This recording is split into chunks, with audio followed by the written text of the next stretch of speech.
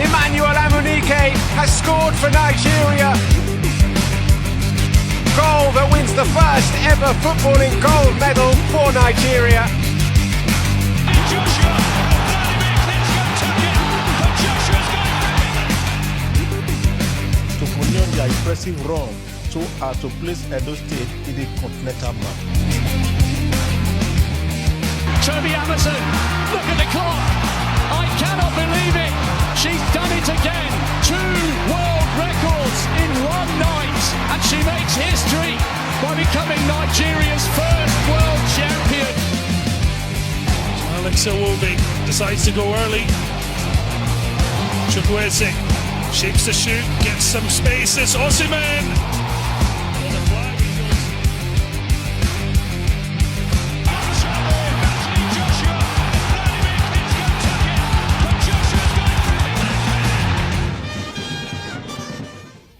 Yes, we are back once again, same as the Super Eagles. They gave Nigerians plenty to truly celebrate on Thursday, and we hope that today, being the day of reckoning, the guys would also stand up to be counted in that very important fixture against DR Congo. On this note, we say welcome to another installment of Sportsville. The top guys are also back in the studio.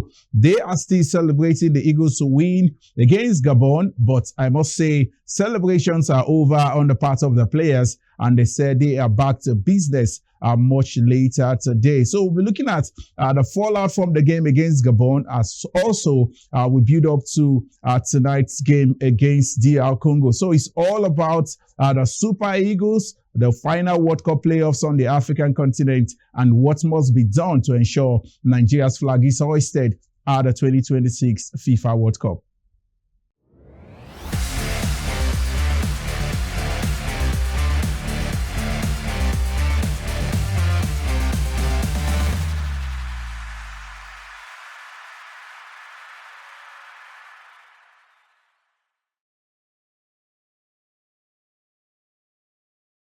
Yes, you're welcome back. If you just joined us, you haven't missed much. Ladies and gentlemen, we are just getting started.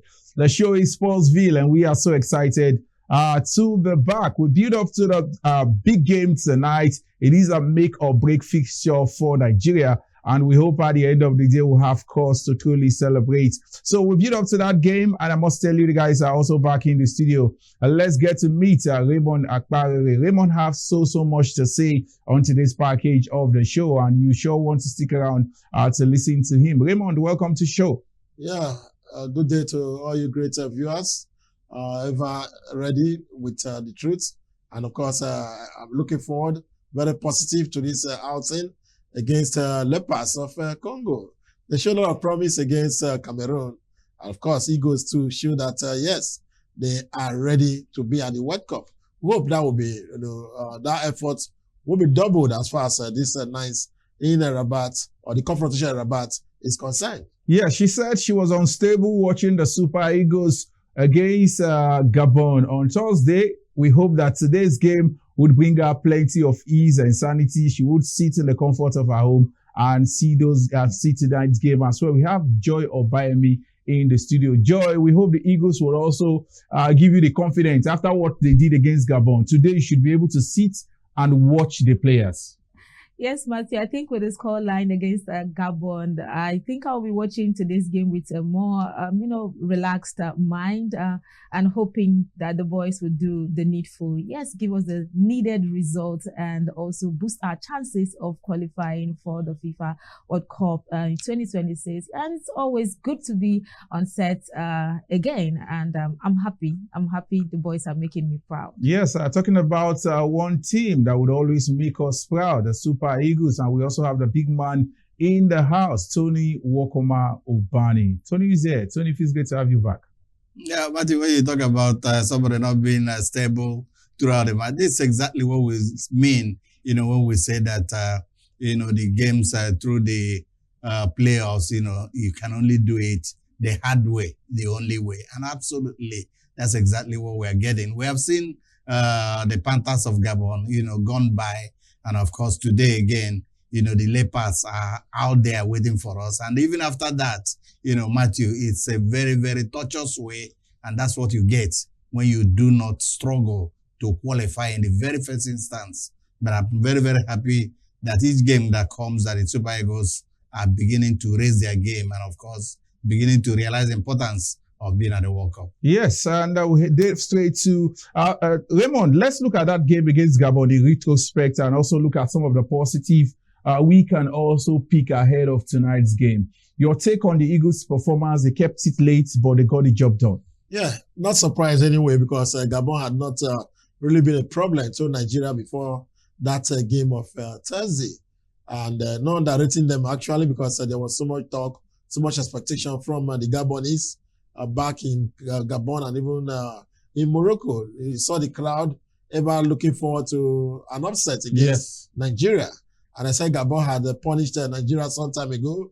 They threw spanners on our works on the road to Italia 90. Don't forget that evening in Libreville when we were expecting at least a draw from the Nigerian team on that occasion. But it was a Gabon that made it difficult. So it turned out that we must go to Cameroon to get a point or a win against the Indomitable Lions right there in Yaoundé. And sadly, after that damage in Libreville, Nigeria was again to fall to the Central African brother, talk about Cameroon, in Yaoundé again. But it was just good. Eagles rose to the occasion and made mincemeat of the Gabonese team that had a Thierry Monoma, their coach, ever lively, always sounding positive, talking about tiki-taka, that they would play the Eagles, they would run the Eagles, they want Eagles to be running, chasing and all of that. And it was Eagles that were really chasing, that we are really making moves, that we are more dominant in that first half. If Eagles had got the chances they had in the first half, perhaps there wouldn't have been need for the extra play time we saw on Thursday. Nigeria coasted to a 4-1 win, and I think it'll be better today. It will not even be up to 4, but of course, let us get past this African stage. Let's go to Mexico in March, and just good that the hope is alive, but it has to be complete as far as tonight's fixture is concerned. I want to see more goals, better performance by the Nigerian team. Yes, Joy, before we begin to build up to tonight's game, we saw some players who truly stood out. We had a better team performance, no doubt, but you could see coaching in how the Eagles can progress from the midfield, the defense, down to the attack. And one player comes to mind, Benjamin Frederick. His combination with Bassi, Calvin Bassi in the central defense seems to seal it for Nigeria. Yes, so far so good. We are so lucky to have that young man in the squad at this time that we were already experiencing a lot of shake from our defense, from our captain, Tros Ekong, and he stepped in and he has really solidified our defense. And it's so good to see his synergy with, Calvin Bassi. Yes. It has been such a beautiful thing to behold from our boys of late. For the past 2 games, the game we played at home in Uyo, and now and again seeing what they did on the field of play. When was the last time we saw Eagles this clinical? It's so beautiful to see that we have it in us. On paper, there's no team in Africa, there's no country in Africa that can stand us on paper. So it's really shameful sometimes when we go on the field of play and we are not able, to replicate that. So it's really sad. But thank God, the boys are really getting into the mode of the Super Eagles that we used to know. Yeah. And the game against Gabon, yes, it was a bit shaky. In fact, build up to the game, we had so much drama on the internet space from our players, from the drama was endless. Yeah. So coming into the game, we were already tensed. They were already, there was so much trigger in people. So watching that game, the first few minutes, it was a bit unstable for me, but I was so happy. I thought the boys wouldn't be able to carry that same energy into the extra time, but I think they played even more beautiful, more better performance for them in the extra time compared to the first 19 minutes. And it was so rewarding. The coach gave it to him, Eric Chell, your substitution, your game management, everything was on point. So yes, these boys, I think they have now understood the magnitude of what it is for them to be at the World Cup. And now they are giving it 110% on the field of play. Yes. Aside what transpired on the pitch of play, Tony Ubani let's go back to the build-up to that fixture. The all very negative publicity on the part of Nigerian football, the players boycotting training on Tuesday because of a catalog of unpaid bonuses.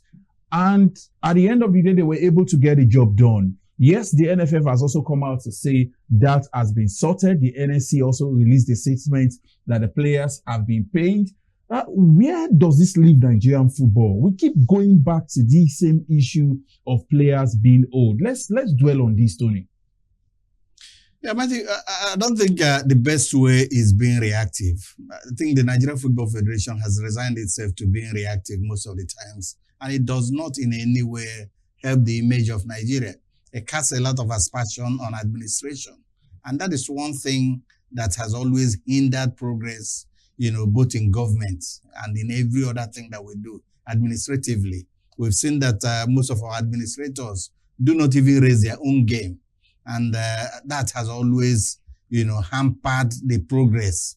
Even most times, if you want to put a lot of pressure, if you want to raise your own administration, somehow it impacts on the players. Most of the players, do a lot of things and get away with it because of the fact, that we do not have top-notch administrators that also show the way. They say, show me the way and I will follow you.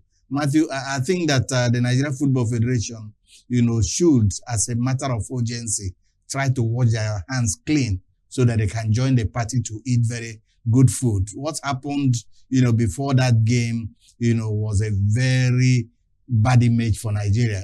Owing players, going back, not just about 2 months or 3 months, talking about, something that spans even from another administration onto another administration. Yes. And Matthew, it is very terrible because, because if you look at it, you are owing players, and of course you are making arrangements, taking so many other people, going for competitions. Yeah. You do not have money, but you do not live the life of one who does not have money. Absolutely. You live an extravagant life. You take a lot of people that are not supposed to be in any competition to travel, buy tickets, pay hotel accommodation, pay allowances, and all whatnot, and not paying the players. I think that before that game, I think it was the common Nigerians that suffered most for it. A lot of people had BP, and it was not the best time for anybody to have this. Yes, I must say it is a beautiful Sunday, one that several Nigerians are already building up to tonight's fixture against DR Congo. It is one that would either make or break our chances of making it to the FIFA World Cup in 2026. So we'll build up to that fixture with in-depth analysis after this break.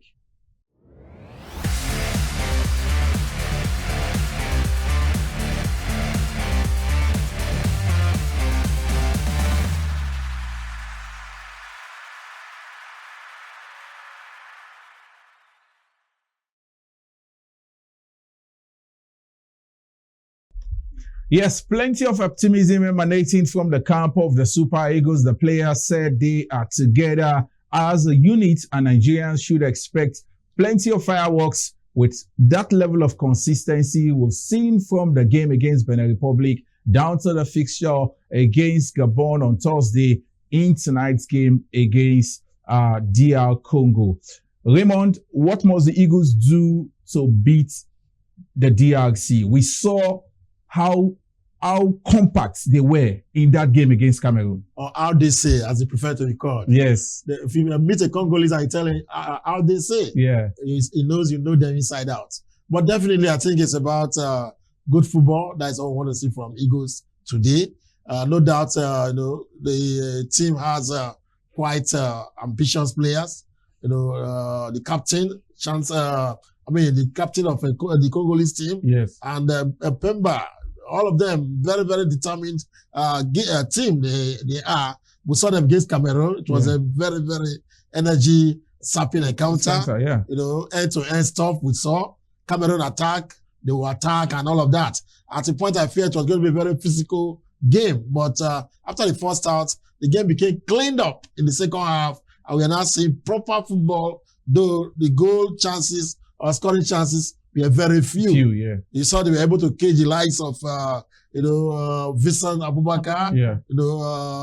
Mbuemo as well. Mbuemo with all the trouble he was bringing. Yeah. They were able to cage him, you know. And the Cameroon now looked so ordinary at a point, but I enjoyed it because there was real African football on display, energy. And you can be sure there'll be more of that against Nigeria tonight. But what I want the Eagles to do, slow these Congolese down, play your game, dictate the pace, Yes. and you don't have to emulate them.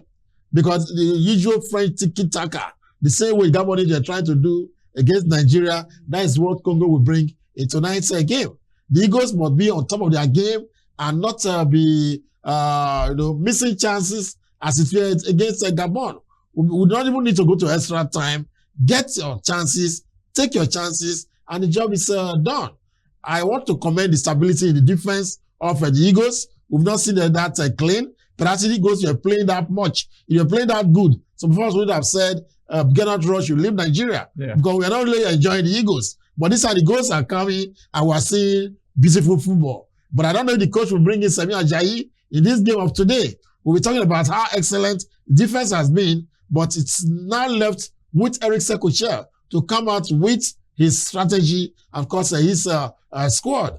But I want to believe that the Eagles have this chance of correcting those mistakes that have been problem to Nigeria before now. Very, very interesting. We'll go on a break, and when we return, we'll be looking at some of the technicalities, especially on the part of the gaffer. We've seen some level of transformation in the team. What must Eric Sekochel do this time around in terms of selection and substitution to ensure that the Eagles play even better than what they did against Gabon?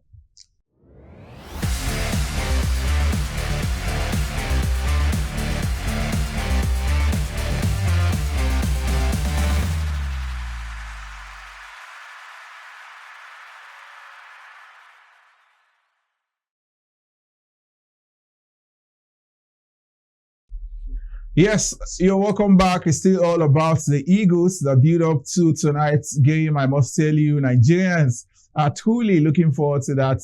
Our fixture expected to kickstart by 8 p.m. tonight. Joy, let's talk about Ademola Lookman. We're still looking at the technicalities and possible changes the manager might be looking at. Ademola Lookman, we've seen in recent games for the Eagles, is yet to get back to his rhythm. Should he be playing from the bench this time? Ademola Lookman has been in so much trouble of late from his club side. Mentally, it's even difficult for him to perform. And I even give him credit for even, trying as much as possible, to even play. So, yeah, I think he can still start. I feel he can still start because things like this can just, affect the player the more. We have the Nations Cup coming up, so we cannot look for a way to just put him on the bench. He still gave his best on the field of play. He held his play till, he was taken off. So I think he can still start. For me, if you give me the opportunity, if I'm the coach now, I'll tell Ademola Lookman to start because by the time the substitution came, we brought in a fresh leg. Someone that's still giving, we have position for position now. Yes. Yeah, so for me, I think he can still start the game. Very interesting. Tony Ubani, let's talk about our star boy now, Victor Osimhen. Some persons would just pour emotions into that fixture. Will really not be able to, at this time, decipher that Osimhen really wasn't as fit in terms of his movements with the ball, especially in the first half. But at some point, he grew into that fixture. But we need an Osimhen to start that game like an house on fire today. Yeah, Osimhen is always on fire. Osimhen, maybe he worked in the fire service before. He has always been like that. As in, I understand what you mean, because the game, that we saw, on Thursday, wasn't the type of game, how Osimhen approaches his game. But I must say, there is always something different about that guy. Yeah.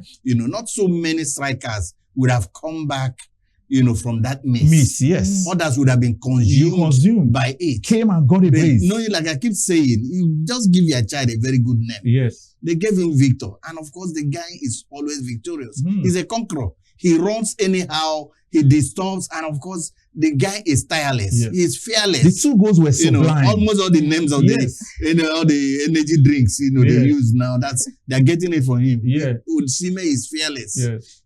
He's very, very strong, dependable, and very reliable. I think that Osimhen has always been the strong man for Nigeria. And of course, whether he makes a mistake or not, Matthew, a half-fit Osimhen is better than any other player. Arigo. And his presence, his presence in the team, demystifies a lot of our opponents. Once they see him, they know that Osimhen, there is no how he has just beginning to prove that in every game he must score a goal. Matthew, that's exactly what we need. And of course, we should also show a lot of respect. He talks glowingly about his teammates. Yes. Matthew, that's another thing, that makes me, fall for him. He said that when he missed that ball, his, teammates came up to him and supported him. They supported him and they told him that he will always come up. And of course, he came up. I would believe that at the end of the day, to be celebrations all over the nation, as far as the Eagles are concerned, Nigeria's flag would be hoisted at the 2026 FIFA World Cup. I would put my money on this anytime, any day. Now let's join Nengi NS Ademola for Sportsville NPFL Moments. Remember, so much is still happening as far as league football in the country is concerned.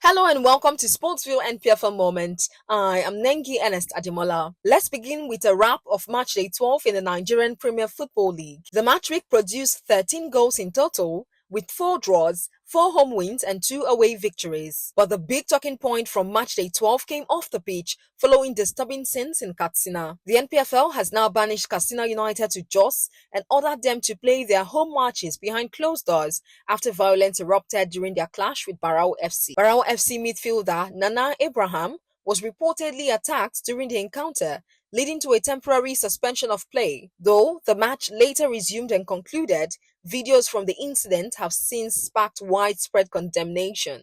In a swift response, the NPFL charged Katsina United with multiple breaches of its framework and rules, including failure to provide adequate security, loss of crowd control, and misconduct by supporters. According to the league statement, Katsina United failed to prevent unauthorized access to restricted areas while their fans harassed Barao FC players and officials, threw harmful objects onto the pitch, and acted in ways capable of bringing the game into disrepute. As part of its ruling, the NPFL handed out heavy sanctions. All remaining home games will be played in Jos behind closed doors, a 1 million naira fine each for throwing objects, supporter misconduct, and bringing the game into disrepute, totaling 3 million. Another 2 million for inadequate security, and 4 million naira combined as compensation for player injuries, damage to the away team's boss, and the unlawful detention of Barao FC players and officials after the game. Now, here is a quick look at the fixtures for match day 13. Barao FC versus Enugu Rangers, Bayelsa United versus Abia Warriors, El Kanemi Warriors versus Kwara United, Eyimba versus Wiki Tourist, Ikorodu City versus Plateau United, Pun Khalifat FC versus Nasarawa United, Niger Tornadoes versus Katsina United, Rivers United versus Warri Wolves, and Shooting Stars versus Remo Stars. That's all for this week's edition of Sportsville NPFL Moments. I am Nengi Ernest Ademola. Thanks for watching.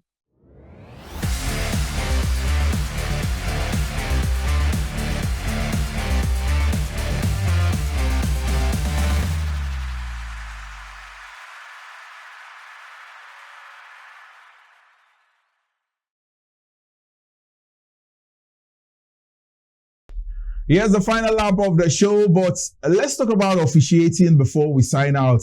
We saw what some persons would describe as the best of officiating in that game against Gabon.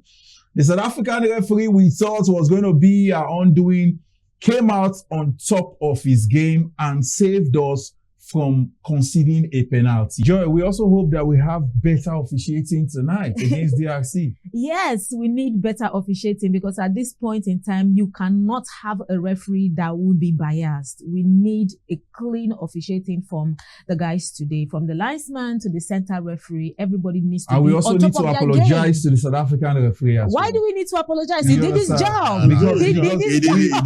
We truly worked on that guy's psychology. No, he did his job.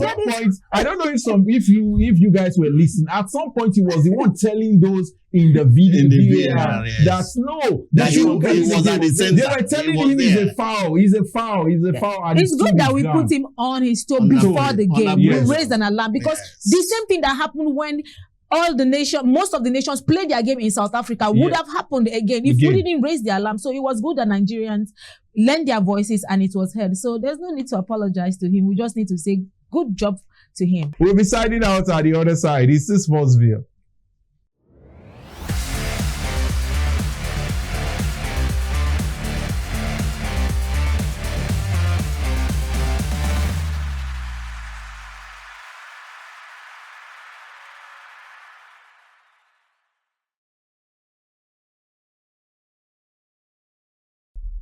Yes, it's been an interesting package of the show. We say all the best to the Super Eagles. The conversation continues across all our social media platforms on your screen at this time. We'll keep talking sports 24/7.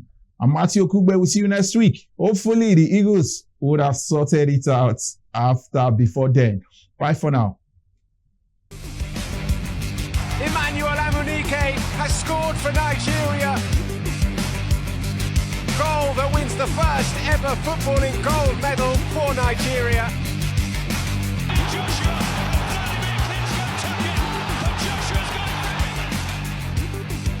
To continue their impressive run to place Edo State in the continental map.